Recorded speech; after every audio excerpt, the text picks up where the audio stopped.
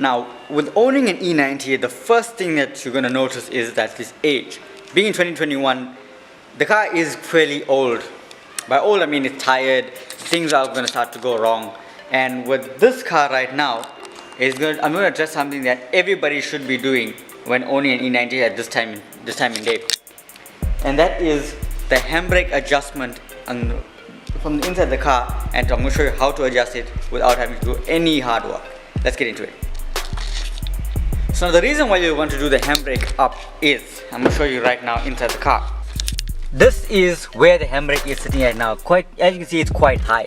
When we just want it to have 1, 2, 3 clicks.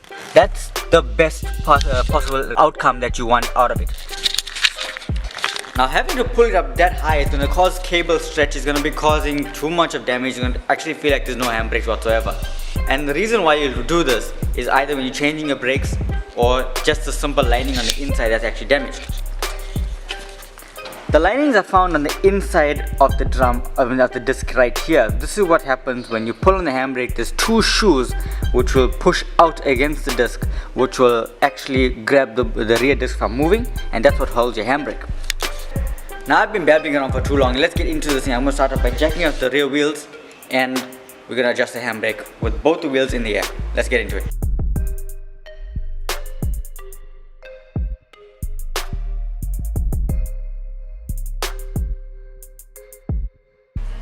Now with the wheels in the air, what we're going to do is we're going to get the handbrake and we're going to put this right down here, and we're going to see how far. You can see it actually spins like that. And it's actually not that bad because there's no resistance. So now what you're going to do is we're going to click it up, 1, 2, 3, and we'll see it actually has some sort of resistance on it, but it's still not enough. If I can turn it like this, it means it's not enough. So I'm going to show you how to do it now. Okay, first thing what we're going to do, we're going to take off one of the wheel nuts from the wheel itself, and that's all you need to do. Take off one only, it'll give you access to the cog that's in the back of the hub itself. That'll allow you to turn the actual adjustment, and you'll be able to adjust the handbrake.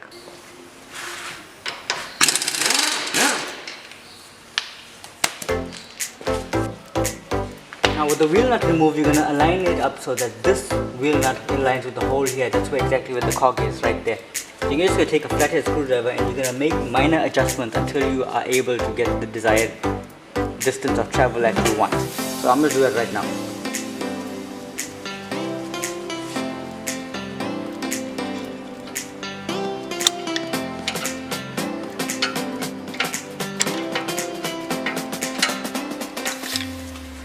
Once you make your adjustments, you can just pull up on the handbrake and to see if it made any difference.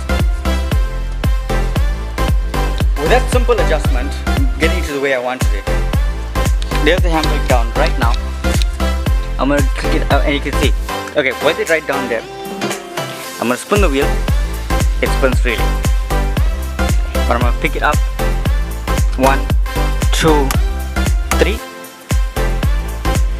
And it has some resistance to it. Now you don't want it to be completely stuck. It needs to have some sort of resistance on it, so it should be able to move freely, so you know you're not overstretching and not over binding the brake itself. Now that's only half the job. I'm going to do the same thing for the other side, and then the handbrake will be done. Just a word of advice: when you're working with the wheels and on the right hand side of the vehicle, the cog is here, which is about 10 or 11 o'clock basically.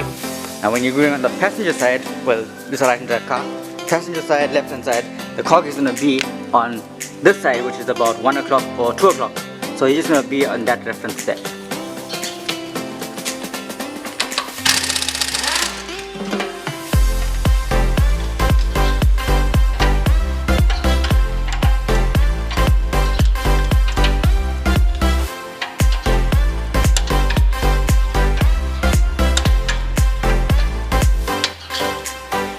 Alright guys, so handbrake is down on this, and we're going to turn the wheel on the left hand side.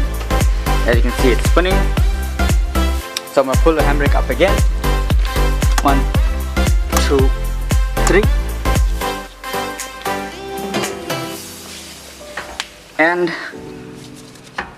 we have some success on it. So I'm going to put the wheel nuts back, torque it down, and put the car back on the ground.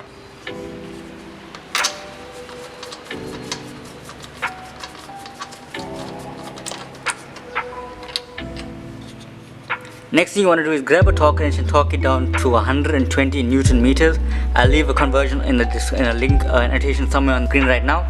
But 120 Newton meters to torque your wheel nuts.